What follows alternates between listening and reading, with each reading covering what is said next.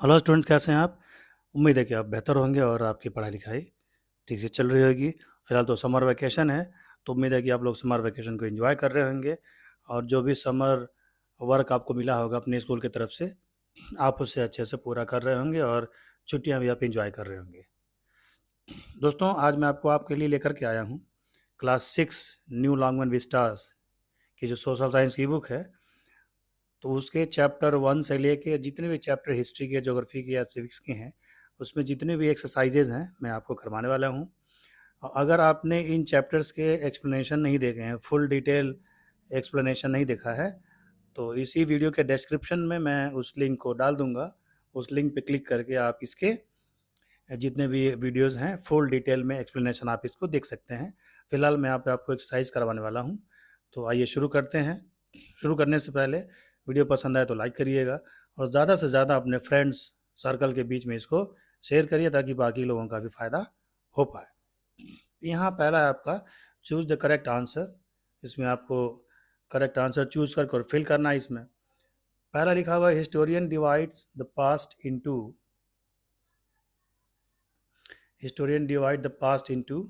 तो इनका कहने का मतलब है कि जो हमारी हिस्ट्री है, जो हमारा बीता हुआ समय है, उसको हिस्टोरियंस ने कितने पीरियड में डिवाइड किया है? तो 3 पीरियड में डिवाइड किया है। इसका आंसर 3 होगा, एंशियंट, मिडिवल और मॉडर्न।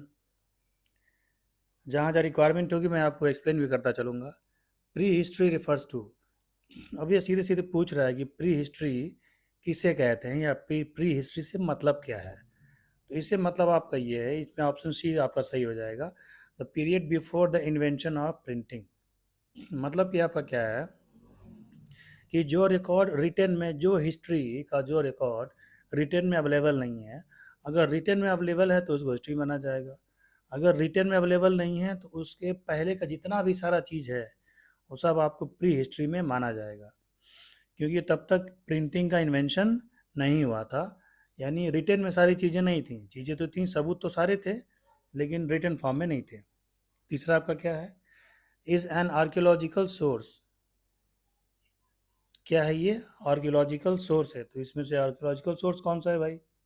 पुरानी चीज़ों का के नॉलेज का सोर्स कौन सा है? नोटबुक नहीं है, ये पजल नहीं है, बुक नहीं है, इंस्क्रिप्शन। इन पत्थरों पे जो हथौड़ी छन्नी से जो खोद खोद के लिखे जाते थे, इनक्रिप्शन उनको कहा जाता था। 4 वाला आपका क्या है? मैन्यूस्क्रिप्ट। मैन्यूस्क्रिप्ट क्या होता है भाई? तो मैन्यूस्क्रिप्ट का होता है handwritten records of the past. ठीक है, हाथों से लिखी हुई कोई अगर चीज़ें हैं तो उसको मैन्यूस्क्रिप्ट ही कहा जाता है। ठीक है, तो आइए बढ़ते हैं इसके अगले पॉइंट पे।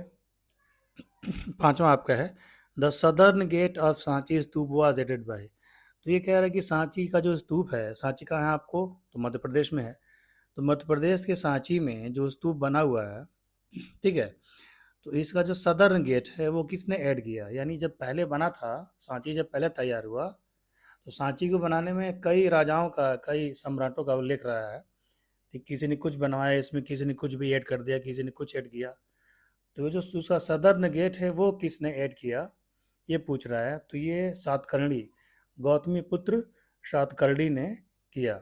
आपसे एक क्वेश्चन है कि सातकर्णी जो है कि किस डायनेस्टी का राजा रहा है, ये आप कमेंट में मुझे पिन करके बताइएगा।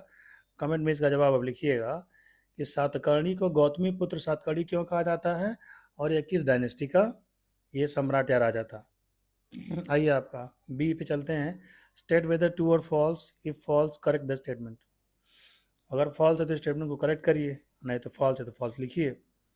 पहला है the inscription of the modern king Ashoka are the earliest inscription in India. ये तो सही बात है, क्योंकि मौर्यन काल का जो अशोका का जो आपका इंस्क्रिप्शन पाए जाते हैं वो अपने समय के पुराने हैं। ये बात आपकी ट्रू है। Literary source are of the two types, religious and secular. ये गलत है। लिटरेरी सोर्स रिलीजियस और सेकुलर नहीं होते।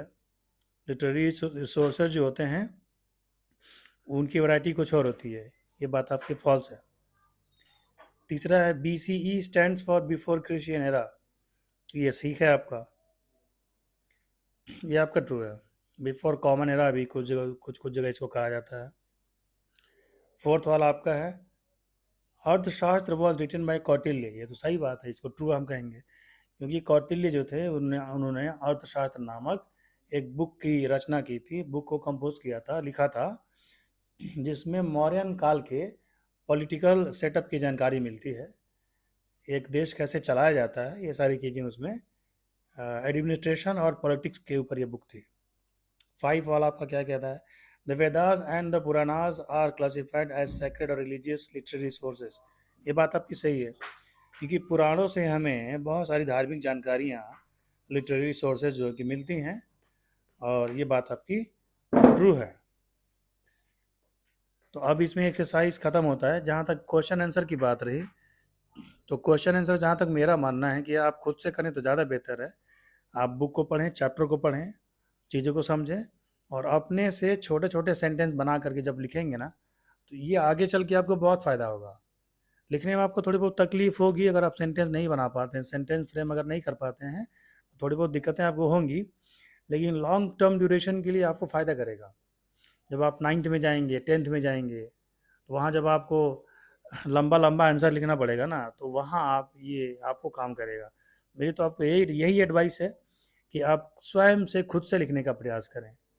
बुक को पढ़ें, बुक की लाइन को पढ़ें, बार बार पढ़ें, मीनिंग निकालें, और सेंटेंस बनाने अगर आपको आता है तो सेंटेंस बना करके लिखिए। दूसरे के लिखे हुए आंसर को कॉपी करना मेरे हिसाब से ये सही बात नहीं है। आप भले ही इसे अच्छी बात समझते हो, लेकिन ये बात में आपको जा करके बहुत दिक्कत करेगा। खुद से लिखेंगे तो ज़्यादा फ़ायदा रहेगा। मिलते हैं इसके, बहुत जल्द मिलते हैं इसके दूसरे चैप्टर के एक्सरसाइज के साथ। इस वीडियो को आप देखें और ज़्यादा से ज़्यादा इसको आप शेयर करें और चैनल को सब्सक्राइब करके ही जाएं। जय हिंद, जय भारत।